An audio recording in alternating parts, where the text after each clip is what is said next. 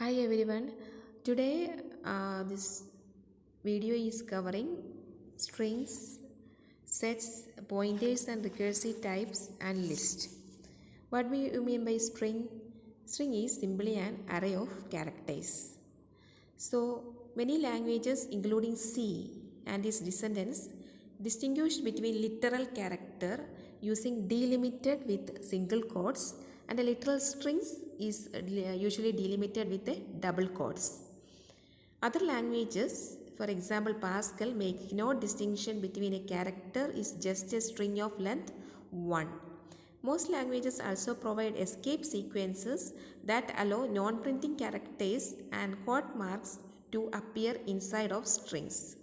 The set of operations provided for strings tied to the implementation vision by the language designers. Several languages that do not in general allow arrays to change size dynamically to provide this flexibility for strings. They are often special cased to give them flexibility like polymorphism or dynamic sizing that is not available for arrays in general. It is easier to provide these things for strings than for arrays in general because strings are one-dimensional and non-circular.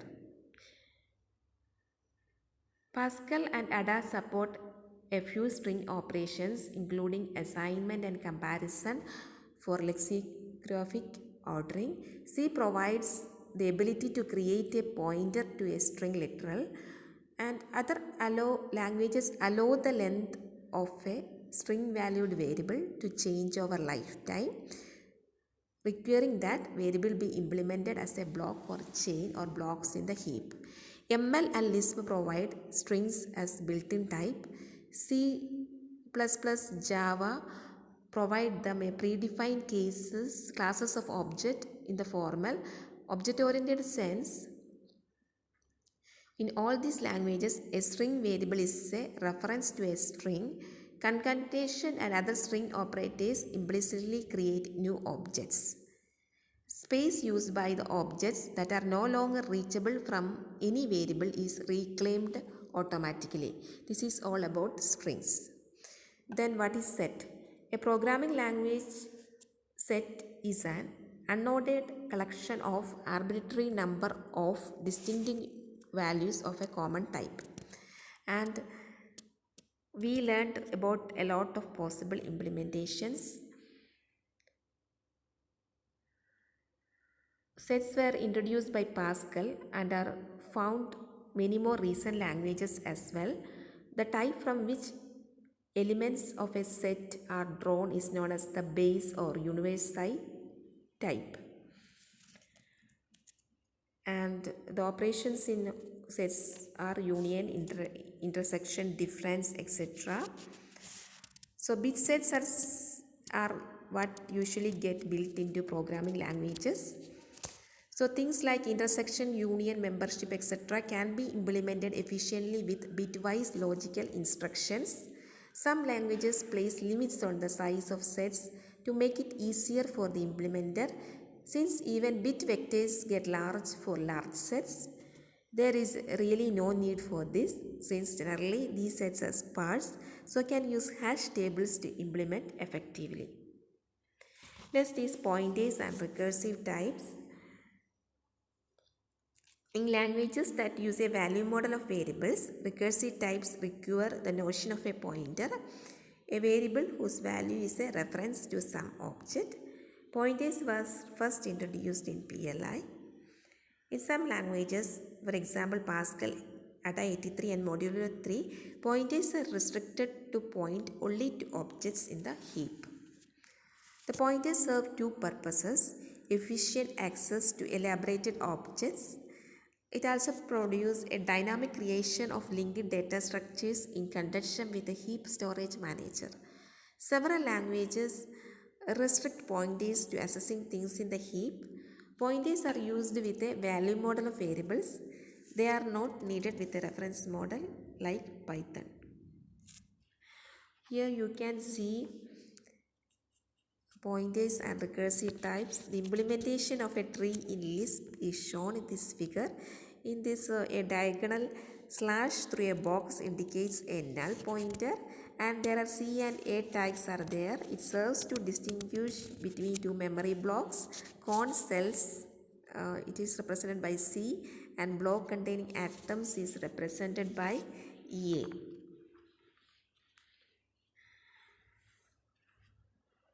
So, at the top level of the figure, the first cone cell points to R, the second and third point to nested lists representing the left and right subtrees. Each block of memory is tagged to indicate whether it is a cone cell or atom. An atom is anything other than a cone cell, that is an object of a built-in type, integer, real, character, string, etc., or a user-defined structure called record or array. So, this you can see typical implementation of a tree in a language with explicit pointers. A diagonal slash through a box indicates a null pointer. Here we can see C pointers and arrays. It is represented here. But equivalence don't always hold. Specifically, a declaration allocates an array if it specifies a size for the first dimension. Otherwise, it allocates a pointer. Here we can say pointer to int. Then n element array of raw pointers is represented, and a two-dimensional array is represented. So given this initialization like this, we can, and note that the following are equivalent: n is equal to a of 3 and n is equal to pointer a plus 3. Compilers has to be able to tell the size of the things to which you point. So the following are not valid int and int point a. So C declaration rule is that read right as far as you can, then left, then outer level, and repeat. So we can see n element array of pointers to integer, pointer to n element array of integers. Then there is a problem with the dangling pointers. It is due to explicit deallocation of heap objects. Only language have explicit deallocation, implicit deallocation of elaborated objects. Two implementation mechanism is to catch dangling pointers. They are tombstones and logs and keys. So this is the tombstone is represented in the figure. What do you mean by a tombstone? It's a valid pointer refers to a tombstone that in turn refers to an object. A dangling reference refers to an expired tombstone. So in this figure you can see a valid pointer. It is point to a tombstone, then it turns refers to an object. For a dangling reference, it refers to an expired tombstone. The lock and keys is there. This what do you mean by lock and keys? It's a valid pointer contains a key that matches the lock on an object in the heap. Dangling reference is unlikely to match. There is problems with garbage collections. Many languages leave it up to the programmer to design without garbage creation. This is very hard. And other arrange for automatic garbage collection. Explicit reclamation of heap objects is a serious burden on the programmer and a major source of bugs. So an attractive alternative is to have the language implementation notice when the objects are no longer useful and reclaim them automatically.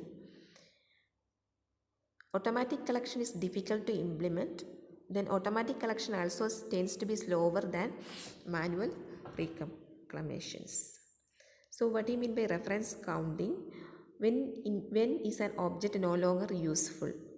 One possible answer is when no pointers to it exist.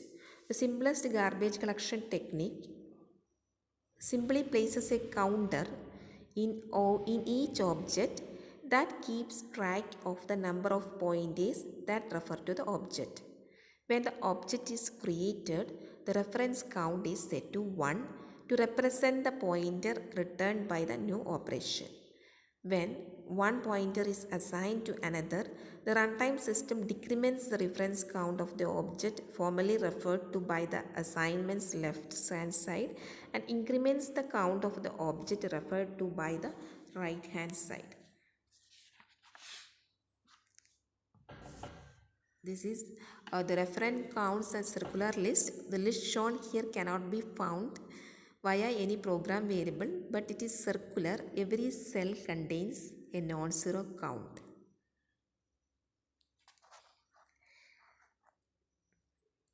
The another is mark and sweep. It's a commonplace in Lisp dialectics, complicated in languages with rich type structure, but possible if language is strongly typed. It achieved successfully in Cedar, Ada, Java, Module 3, ML. Complete solution impossible in languages that are not strongly typed. Conservative approximation possible in almost any language. So in mark and sweep, the classic mechanism is to identify useless blocks. Under this, more accurate definition is known as mark and sweep. It proceeds in 3 main steps. The collector walks through the heap, tentatively marking every block as useless. Beginning with all pointers outside the heap, the collector recursively explores linked data structures in the program, marking each newly discovered block useful. When it encounters a block that is already marked as useful, the collector knows it has reached the block over some previous path and returns without recursing.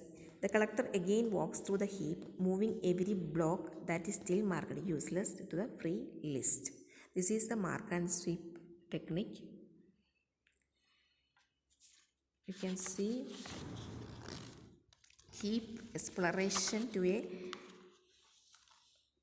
pointer reversal. The block currently under examination is indicated by the current pointer CURR, it is denoted. The previous block is indicated by the pre-pointer, that is denoted by PREV. As the garbage collector moves from one block to the next, it changes the pointer it follows to refer back to the previous block. When it returns to a block, it restores the pointer.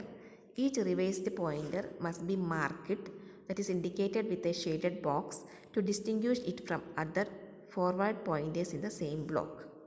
To return from block X to block Q after part D of the figure shown, the collector will use the reversed pointer in U to restore its notion of previous block T. It will then flip the reversed pointer back to X and update its notion of current block to U.